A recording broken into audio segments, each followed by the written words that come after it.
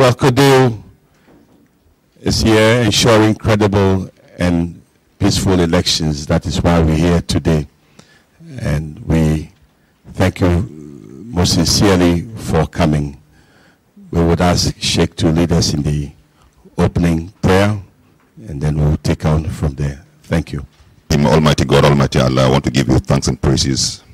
This morning, I want to thank you for the life of everyone who has come here. I want to thank you for a country that has been kept safe in spite of all the challenges that we face. I want to thank you for all the successes we have chalked in our efforts to deepen our democracy. We have met here this morning to execute an assignment you have put on our shoulders in fulfillment of your will and in fulfillment of your purpose. Make this meeting a very successful one. Inspire us with patience and the best of ideas, even as we exchange with respect to the briefing that we are going to do. Protect us from anything that will spoil the beauty of this very important session, so that we can find a reason justifiably to give you thanks, as we have done even time before this time. Even now we give you, and what we intend to give you, even after we have successfully finished this meeting. Bismillahir Rahmanir Rahim. Alhamdulillahi Rabbil Alameen. Ar-Rahmanir Rahim. Maliki Yawmiddin. إياك نعبد وإياك نستعين اهدنا الصراط المستقيم صراط الذين أنعمت عليهم غير المغضوب عليهم ولا الضالين آمين. Thank you, Sheikh, for leading us before the Almighty God. When it comes to Codeo, working on elections and reporting, one of the tried and tested hands and voices in this country is Mr. John Lavey, who is at the moment still on the seat, acting as a national coordinator. So I'll ask him to give us a welcome remarks, and then we will proceed from there. Let's give him a hand. Let's show him. Thank you. I'm John Lavey, but the welcome remarks will not be long at all. To be 1 second. On behalf of Codeo and the chairmanship of Codeo, and also on behalf of the Center for Democratic Development, Ghana, which is the seat of Codeo, the secretariat of Codeo, I wish to welcome all of you. The press, we have invited quite a lot of you. And this is supposed to be your event. But we have also invited some very conspicuous, important members of the society from institutions that are so interested in election and our work. And I would like to mention some of them, those of them who are here, so that you recognize them, that the job we are doing and we have been doing since 2000 has not been done in vain at all. We have partners who wish us well. I want first to recognize the presence of UNDP representative, Mr. Samuel Awuja. Then the governance administrator is here from SIDA, Mr. Evans Onimensa. I saw him. The Political and Economic Research Officer from Australian High Commission is here. That's Mr. Peter Fianu. The ICT Director at the Electoral Commission, the person who has sent everybody into the field to do this job, is here. Mr. Akumia Hubert. We also want to recognize the presence of political party representatives. Right now we have PNC National Organizer, Mr. Wilson. What? Mr. Wilson? Yes, good. And then we have the police, another strong stakeholder in this business. The police here is represented by Superintendent Theodore Romenu. Good. And those of us who are seated here, I know you have heard of the Codeo. The advisory board is made up of right now of about 13 members, key members, and some of them are lined up here. The chairmanship is a co-chairmanship manned by two of our eminent citizens in this country. Justice VCRAC Crab, we have heard his name, and then Professor Miranda Greenstreet on my left, who is going to address you. There are several others. We have Sheikh Armin Yao Shaibu, who is a member. You've seen him talking about us and talking about the work we do on radio and television. Then we have Reverend Fred Degbe, and that one you can't mistake him either. He's a member of the advisory board. We have to my right Mrs. Sena Gabian. She's been with us for ages. So we also have, sitting in front row, some eminent people, but we don't have chairs here. So we have Ambassador Chega, who has been with us for 2-3 years now, and he's doing a lot of work to promote our enterprise. Ladies and gentlemen, I welcome you to listen to what we have observed so far in this biometric registration, which indeed is one of the activities of the pre-election period. Just one, the beginning. So what have we seen? What have you heard? What have you watched? We are going to discuss those things with you. And to do that, I'll hand you back to Reverend. Thank you. Thank you, Mr. Laving. Well, you've already introduced her, but it's my pleasure now to formally invite our co-chair, Professor Miranda Greenstreet, to give us a provisional report on Codeo's BVR observation project. Thank you, Prof. Good morning, distinguished ladies and gentlemen. You've already been welcome, but I'm welcoming you once again to today's media briefing by the Coalition of Domestic Election Observers, otherwise known as Codeo. For those who may not know Codeo, please let me take this opportunity to provide you with some very short information about us. Codeo is currently made up of 39 secular and religious organizations, including the Ghana National Association of Teachers, the Ghana Association of Graduate Teachers, the Ghana Medical Association, the Ghana Bar Association, the Ghana Registered Midwives Association, the Ghana Registered Nurses Association, trade unions, students, lawyers, women's groups, and industrialists. I think we see Mrs. Villas here, so we know that industrialists are also here.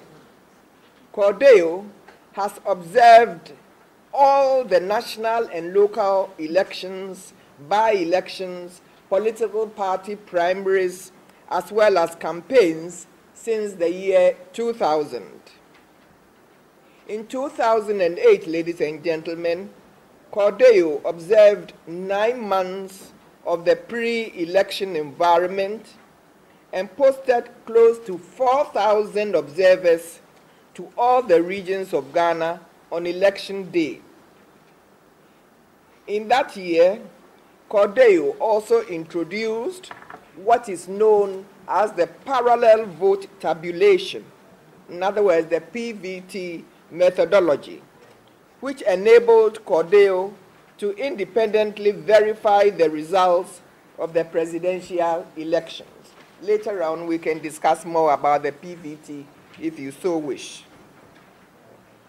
For the 2012 elections, ladies and gentlemen, the coalition is observing the biometric voter registration, PVR, exercise conducted by the Electoral Commission of Ghana.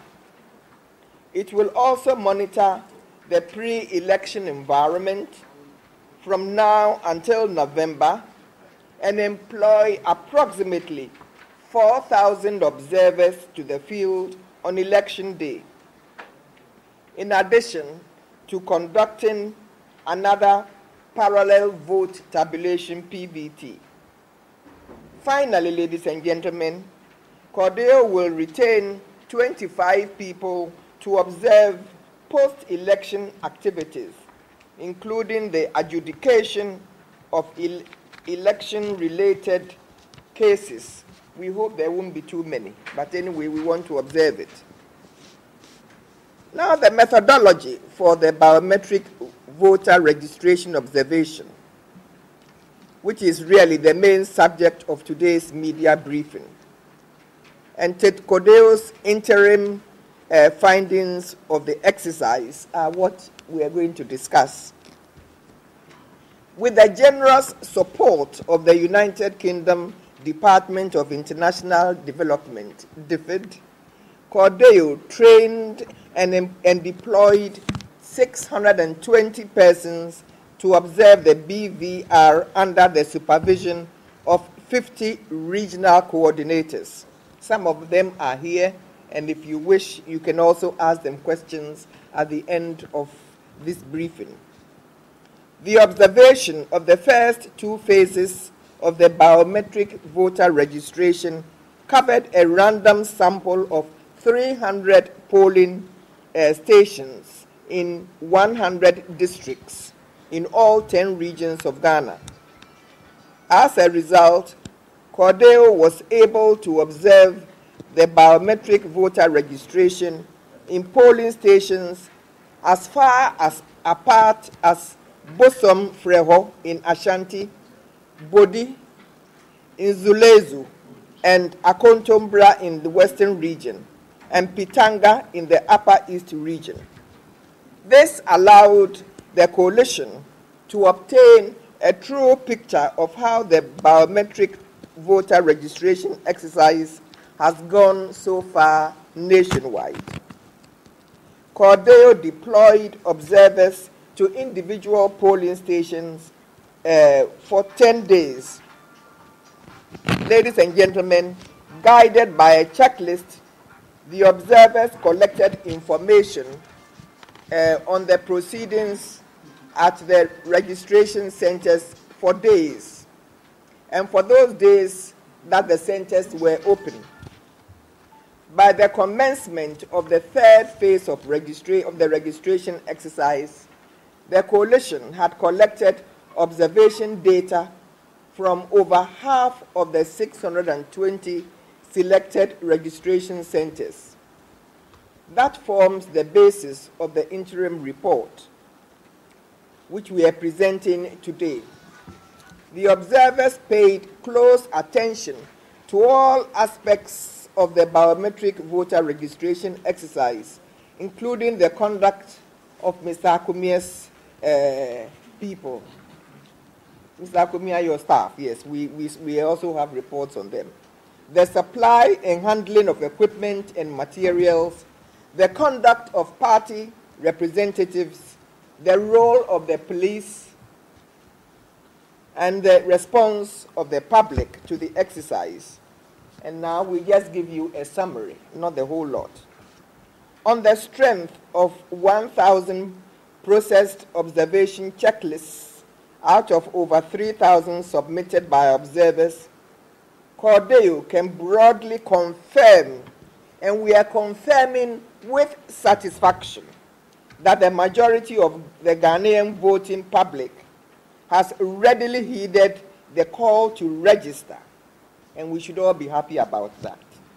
Most of the registration centers largely followed procedures laid down for the registration of voters.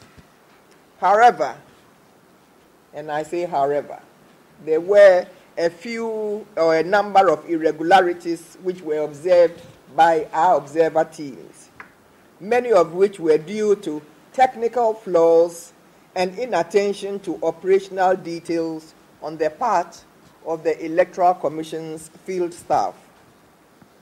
Quite a few rather serious problems were also caused by inappropriate behavior on the part of some party activists in and around specific registration centers, as well as the actions and inactions of the Ghana Police Service. Many of the anomalies can be rectified with closer supervision by the Electoral Commission's field staff, but other anomalies merit more fundamental reforms to the operational procedures for the biometric voter registration and stricter enforcement of registration laws by the Electoral Commission as well as the police. And now to specific findings. And I must assure you that in Codeo, we just don't go by hearsay. We give concrete examples of what the flaws are that were written down and seen by our observers. Only a few of the centers opened on or before the appointed time of 7 a.m. However, the majority, over 95% of the centers, opened before 7 a.m. Others also closed a little earlier than stipulated. There were various reasons for the delayed start and early closure, and they included A, lateness in the setting up of the equipment, B, delays in logging in and late arrival of the center staff, C, some of the centers closed earlier than the stipulated time of 6 p.m. And this was often due to equipment failure, particularly the breakdown of printers, inclement weather, and the shortage of some registration and other center supplies. And I hope the EC representative is taking note of this so that they can rectify it. Now the registration officers. Many centers had the correct number of electoral commission's personnel during the exercise, a little over 50%. However, Codeo observers reported a significant number of registration centers without the required number of registration officials. Then unauthorized persons. In the absence of police oversight at some centers, unauthorized persons often entered a few centers unnoticed by the registration officials. For example, in Tenako polling station in Bekwai, friends of party agents came to sit with the agents during the registration exercise. As I said, we give only the examples that have been brought to our attention. And now the identity check of registrants. The criteria for eligibility were not strictly adhered to. Identification documents or guarantors were not demanded at some polling centers in the rural areas. And in close-knit communities in the urban centers where the residents appeared to know one another, this also happened that they didn't demand, the identification documents. For example, at the DA primary school at New Ankasa in the Jomoro district, a number of people were allowed to register without undergoing any identification procedure. Now we go to the challenge procedure.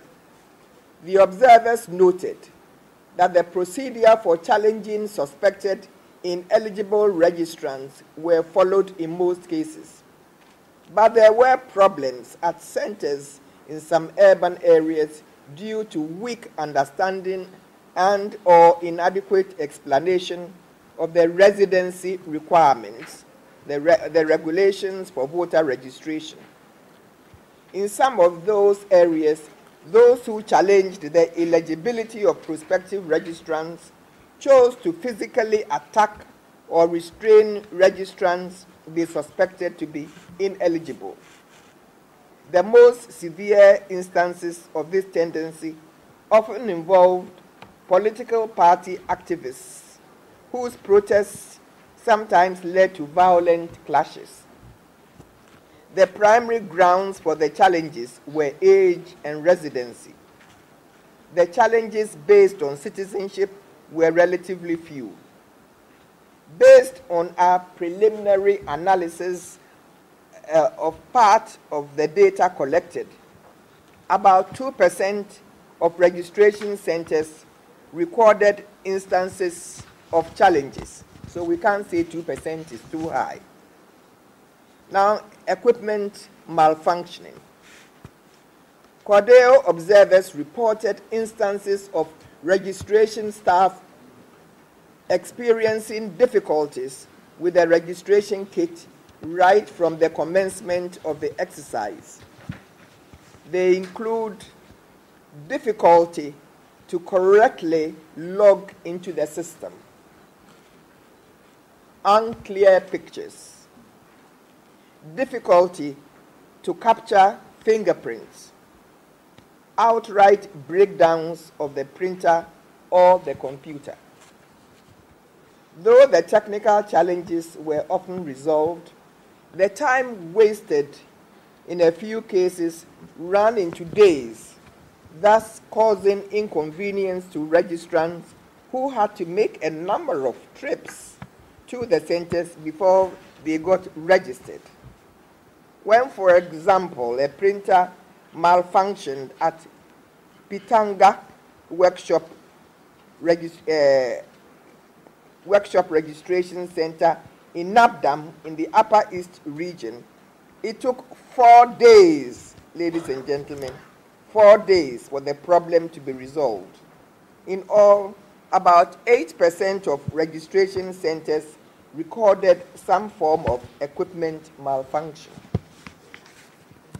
Incidents of violence and police action. Ladies and gentlemen, our reports captured a few violent incidents across the country during the period.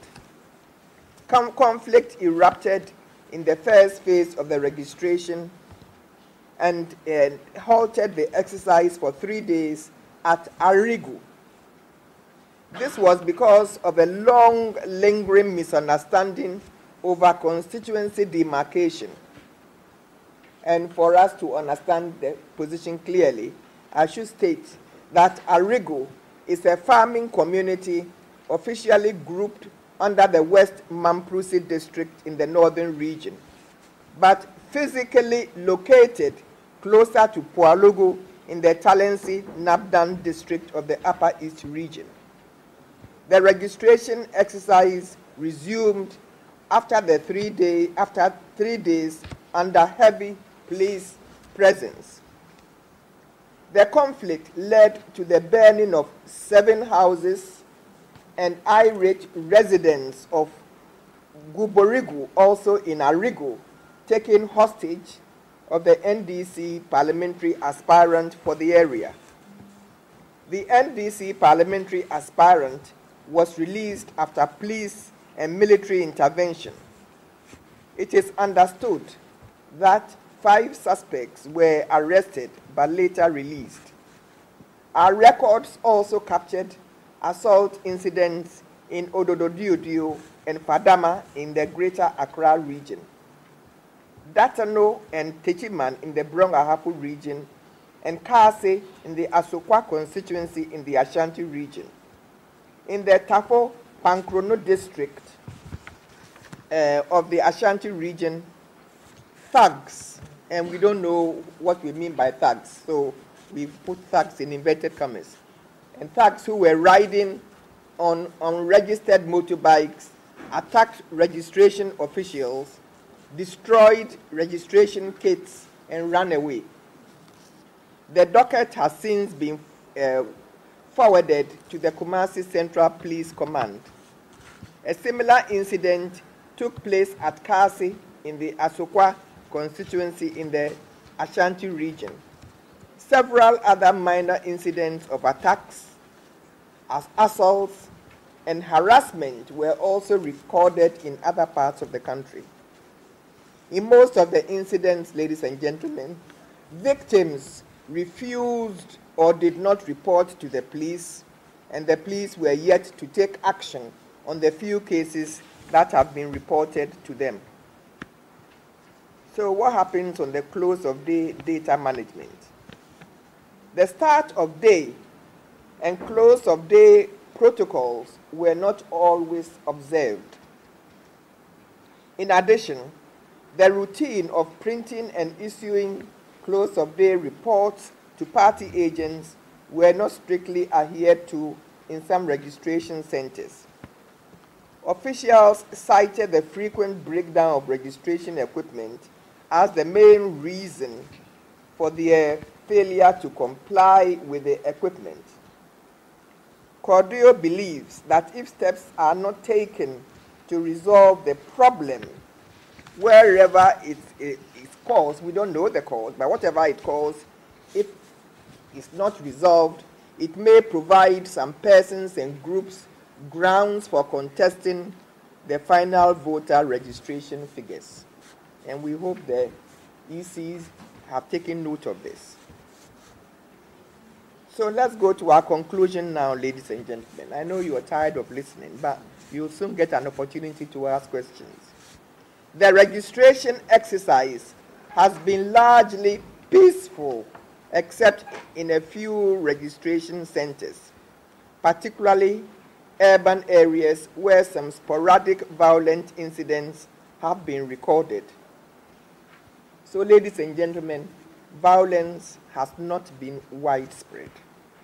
The fact that over 8 million people have registered so far is enough evidence of a peaceful registration exercise. Now to our recommendations.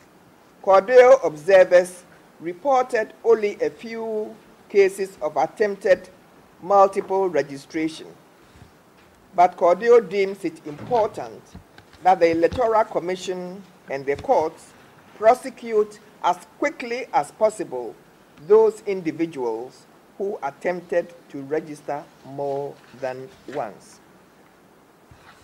Equipment breakdown and slow process of repair and replacement are of great concern to Codeo.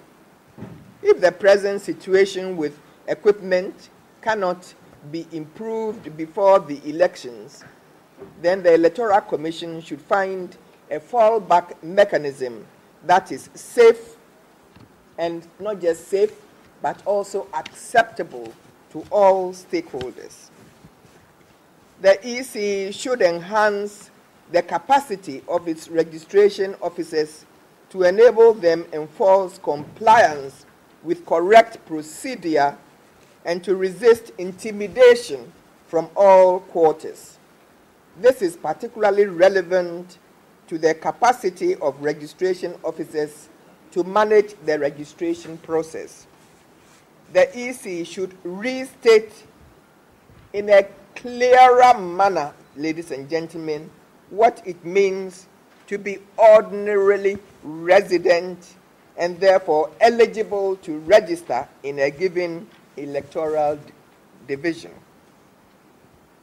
Codeo entreats the EC and the Ministry of Local Government and Rural Development as a matter of urgency to address the constituency demarcation disputes prevailing in the Pualogo, in the Upper East region, and in Arigu and Goborigu in the Northern region before December 7th. We also entreat the district and regional security committees and the police in the two regions to intensify monitoring in the same areas, especially in the period before the December 7th elections. We urge all citizens to report an assault or all assault cases to the police and not take the law into their own hands. And we entreat the police service to be professional in dealing with violence and other electoral offenses in order to improve their public image and enhance public confidence and trust in the service and the entire electoral process. The police should also expedite action on their investigations into all reported cases and bring the culprits to book. All culprits to book, not some